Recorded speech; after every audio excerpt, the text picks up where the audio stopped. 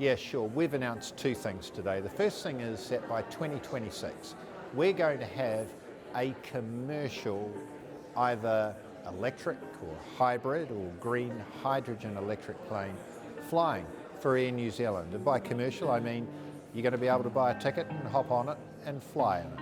So it won't just be, gee, we've got something down here and we're trying it out and, no one's allowed to get on it. We'll be flying it between, could be Hamilton and Auckland or Whangarei and Auckland, who knows. Second thing we've announced is associated with that. That will become a stepping stone for how we're thinking about solving the replacement of part of our turboprop fleet by 2030. This is now getting to an inflection point, and I'm talking here about climate change, where people are demanding that actually action is taken. Now, we've got a role to play in the aviation industry. We're not the sole emitters of carbon, but we do contribute, and customers are telling us increasingly, you need to be doing something about it. Now, the solution for us in New Zealand needs to be an and solution. Customers are going to need to fly, so we don't have many alternative forms of transport that are available, such as rail, to the extent that other countries do. And it's a solution that is not just electric and is not just hydrogen electric. It will also include sustainable aviation fuel for long-haul flights. So if you did the maths today and you said, gee, let's fill all our planes up with sustainable aviation fuel for long-haul flights. The cost of that fuel is about 3 times aviation gas at the moment.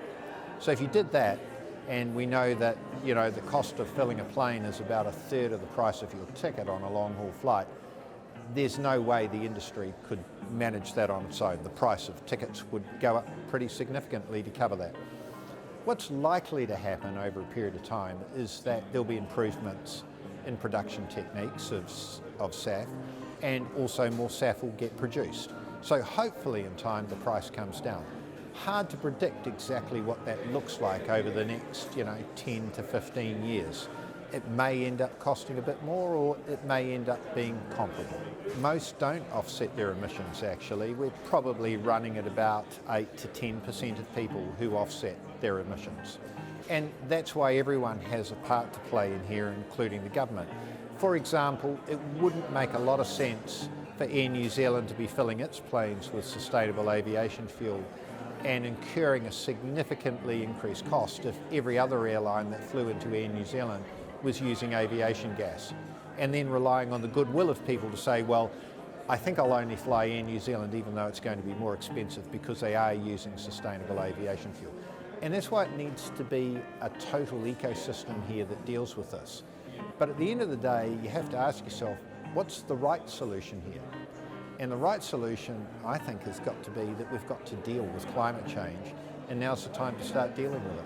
I think this is an issue which we're seeing right around the world that people are actually coming together on because, as I said, the right answer here is to do something.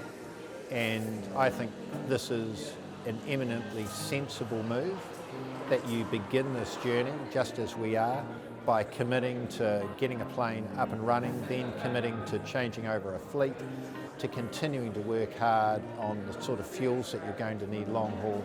I don't think this is political. I think this is simply about doing the right thing.